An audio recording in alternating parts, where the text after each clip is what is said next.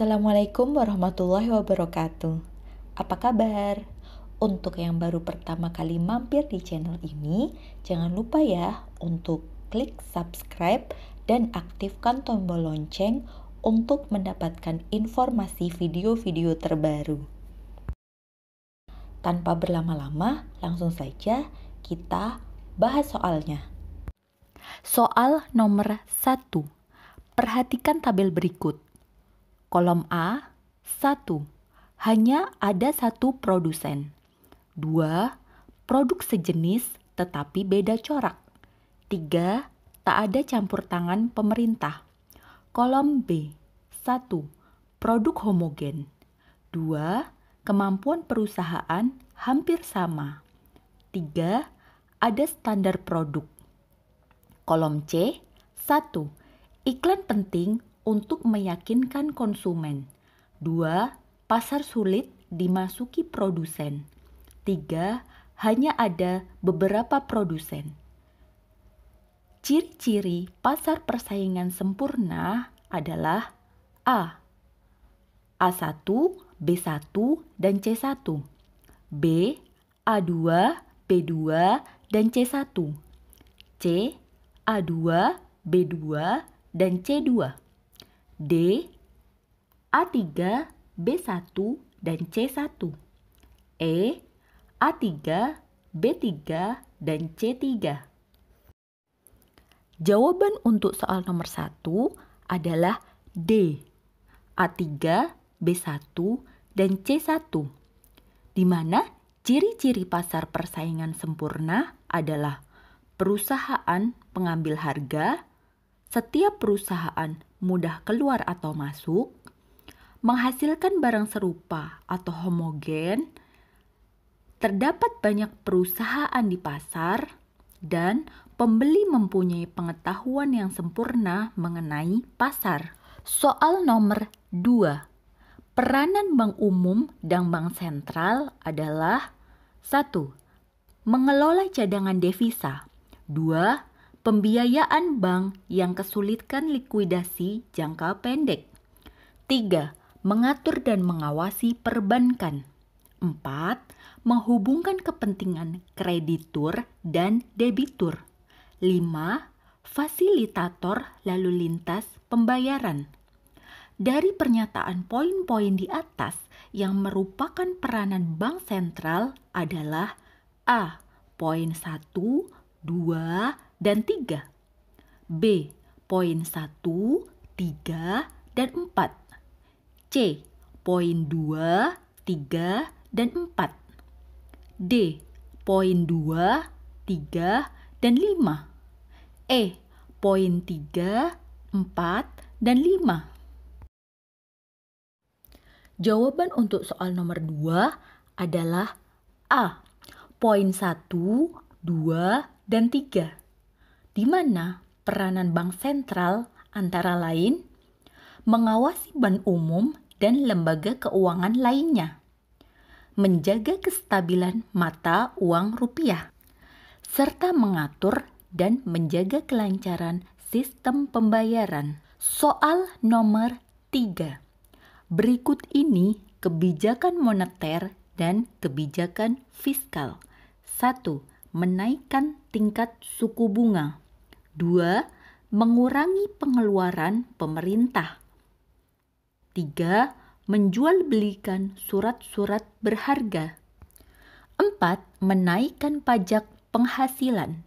5. Menaikkan atau menurunkan cash ratio.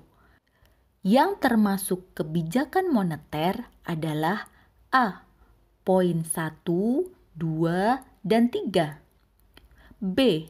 Poin 1, 3, dan 5. C. Poin 3, 4, dan 5. D. Poin 2, 3, dan 4. E. Poin 2, 3, dan 5. Dan jawabannya adalah B. Poin 1, 3, dan 5. Macam-macam kebijakan moneter adalah kebijakan pasar terbuka atau open market policy yaitu kebijakan pemerintah dengan jalan menjual surat-surat berharga pada saat inflasi dan membeli atau menarik surat-surat berharga pada saat deflasi. Selanjutnya, kebijakan diskonto, yaitu kebijakan pemerintah dengan jalan menaikkan suku bunga pada saat inflasi dan menurunkan pada saat deflasi. Ditujukan untuk menaikkan tingkat suku bunga. Yang ketiga, kebijakan cadangan kas, yaitu kebijakan pemerintah dengan jalan menaikkan cadangan kas pada saat inflasi dan menurunkan cadangan kas pada saat deflasi. Kemudian, kebijakan kredit ketat, yaitu kebijakan pemerintah dengan mengurangi jumlah uang yang beredar dengan cara memperketat pemberian kredit. Kredit boleh diberikan asal memenuhi syarat 5C, karakter, capability, collateral, capital, dan condition of economy. Jadi, jawaban yang benar adalah poin 1, 3, dan 5. Sedangkan poin 2 dan 4 merupakan kebijakan fiskal. Soal nomor 4. Di bawah ini sebagian data negara X tahun 2019. Penerimaan rutin 10,2 miliar. Penerimaan pembangunan 10,2 miliar. Pengeluaran rutin 30,6 miliar. Pengeluaran pembangunan 20,4 miliar. Dari data di atas, APBN negara X posisinya adalah A. Surplus 30,6 miliar. B. Defisit 30,6 miliar. C. Surplus 10,2 miliar. D. Defisit 10,2 miliar. E. Defisit 20,4 miliar. Jawaban untuk soal nomor 4 adalah B. Defisit 30,6 miliar. Dari mana angka 30,6 miliar didapatkan? Rumusnya adalah penerimaan dikurangi pengeluaran, di mana penerimaannya 10,2 miliar ditambah 10,2 miliar. Kemudian dikurangin total pengeluaran 30,6 miliar ditambah 20,4 miliar. Ketemulah angka 30,6 miliar dalam posisi minus. Jadi artinya negara X mengalami defisit sebesar 30,6 miliar. Soal nomor 5. Harga listrik dan bahan bakar minyak di Indonesia tergolong murah dibandingkan dengan negara lain. Kebijakan pemerintah tersebut diharapkan mampu menurunkan harga pokok di dalam negeri sehingga harganya terjangkau oleh masyarakat luas. Kebijakan pemerintah tersebut dinamakan kebijakan A. Ekspor, B. Impor, C. Subsidi, D. Dumping, E. Proteksi. Jawaban untuk soal nomor 5 adalah C. Subsidi.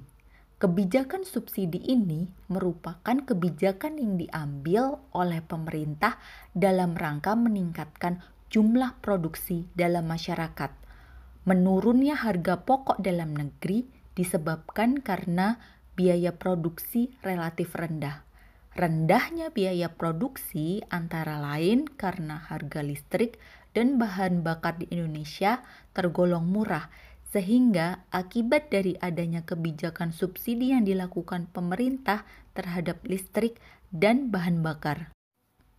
Soal nomor 6. Di Indonesia tersebar banyak koperasi unit desa yang berperan besar dalam menyejahterakan masyarakat desa, khususnya untuk petani. KUD di suatu daerah ada yang melakukan usaha penjualan kebutuhan pokok masyarakat dari petani, menerima tabungan dan memberikan pinjaman uang pada petani, dan juga mengadakan budidaya tambak ikan. Ditinjau dari jenis usahanya, koperasi tersebut adalah A. Koperasi konsumsi, B. Koperasi primer, C. Koperasi produksi, D. Koperasi sekunder, atau E. Koperasi serba usaha. Jawabannya adalah E. Koperasi serba usaha. Di Indonesia dikenal beberapa jenis koperasi, antara lain koperasi primer, beranggotakan minimal 25 orang. Koperasi serba usaha, jenis usaha segala bidang. Koperasi sekunder, anggotanya badan koperasi, minimal 3 koperasi primer. Koperasi produksi, di mana kegiatan utamanya memproduksi barang. Kemudian, koperasi konsumsi, kegiatan utamanya menjual barang-barang kebutuhan konsumsi anggotanya. Soal nomor 7. Berikut disajikan sumber pendapatan pemerintah pusat dan daerah. 1. Pajak penghasilan. 2. Bagian laba BUMN. 3. Pajak dan retribusi daerah. 4. Bea masuk dan pajak ekspor. 5. Bagian daerah dari bagi hasil. Dari sumber pendapatan yang disebutkan di atas, yang termasuk pendapatan daerah adalah A. 1 dan 2, B. 2 dan 3, C. 3 dan 4, D. 3 dan 5, E. 4 dan 5. Jawabannya mudah sekali ya teman-teman, yaitu D. Poin 3 dan 5. Kita tahu bahwa sumber penerimaan daerah itu berasal dari pajak pusat dan pajak daerah. Untuk pajak pusat sendiri itu bisa berasal dari PBB, PPH, PPN barang mewah, dan PPN. Sementara untuk pajak daerah itu berasal dari pajak hiburan, pajak kendaraan, pajak reklame, dan retribusi. Soal-soal pajak seperti ini sering sekali keluar, meskipun bentuknya berbeda-beda, tapi tidak jauh dari pertanyaan sumber pendapatan pemerintah. Jadi, tidak ada salahnya untuk kalian terus mengingat-ingat apa saja yang menjadi bagian dari pendapatan pemerintah pusat maupun pemerintah daerah. Soal nomor 8. Seorang pelajar dari Amerika berwisata ke Bali dengan bekal uang sejumlah 20.000 US dollar. Kurs beli saat itu adalah 8.900 rupiah dan kurs jual 9.040 rupiah. Berarti dia akan memperoleh jumlah nilai rupiah sebesar A. 178 juta, B. 178.800 rupiah, C. 180.800.000 rupiah, D. 187.200.000 rupiah, E. 188.200.000 rupiah. Dan jawabannya adalah A. 178 juta. Diketahui bahwa uang yang dibawa oleh pelajar itu adalah 20.000 US dollar dengan kurs beli 8.900 rupiah dan kurs jual 9.040 rupiah. Apabila dikonversi ke rupiah, artinya kita akan memakai nilai kurs beli, yaitu 20.000 dolar US dikali 8.900, ketemulah nominal 178 juta. Perlu diingat-ingat bahwa apabila kita ingin menukarkan rupiah dengan dolar, kita membaginya dengan kurs jual pada saat itu. Sementara apabila dolar akan ditukar ke rupiah, kita kalikan dengan kurs beli pada saat itu. Soal nomor 9. Salah satu fungsi jurnal adalah fungsi historis. Artinya, A. Mencatat semua transaksi untuk mencari laba rugi. B. Mencatat semua kegiatan perusahaan. C. Mencatat menurut urutan tanggal terjadinya transaksi dan kejadian. D. Sebagai jembatan untuk membuat neraca. Atau E. Sebagai penyeimbang antara debit dan kredit. Dan jawaban untuk soal nomor 9 adalah C. Mencatat menurut urutan tanggal terjadinya transaksi dan kejadian, di mana pencatatan pada jurnal itu harus urut tanggal terjadinya transaksi dan kejadian. Baik, kita masuk ke soal nomor 10. Berikut ini merupakan surat berharga yang diperjualbelikan di pasar uang, kecuali A. Saham, B. Surat berharga pasar uang, C. Sertifikat Bank Indonesia, D. Sertifikat deposito, E. Wesel dagang atau surat utang. Jawabannya adalah A. Saham. Yang dimaksud dengan pasar uang ini berbeda ya dengan pasar modal.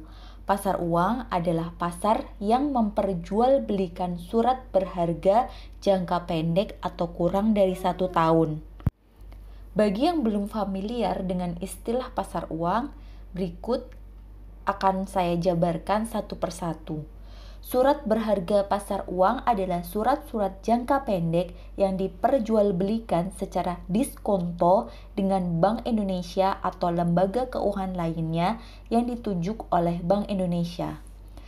SPBU ini diperkenalkan oleh Bank Indonesia tahun 1985 sebagai salah satu alat untuk melakukan operasi pasar terbuka dalam rangka ikut menstabilkan nilai rupiah. Untuk sertifikat Bank Indonesia adalah sertifikat yang dikeluarkan oleh Bank Indonesia selaku bank sentral dan dapat diperjualbelikan kepada bank-bank umum maupun dilelang kepada masyarakat. Sertifikat deposito adalah sertifikat yang dikeluarkan oleh bank umum dalam nilai nominal tertentu dan sertifikat ini dapat diperjualbelikan secara bebas. Untuk istilah wesel dagang atau surat utang sudah cukup familiar ya teman-teman. Oke, cukup untuk pembahasan soal di video kali ini. Kalau ada jawaban yang dirasa kurang tepat, kalian bisa tulis di kolom komentar. Sebisa mungkin saya akan membalasnya. Di sini kita sama-sama belajar. Jadi, saya sangat terbuka untuk hal-hal yang memang dirasa kurang tepat atau kurang benar.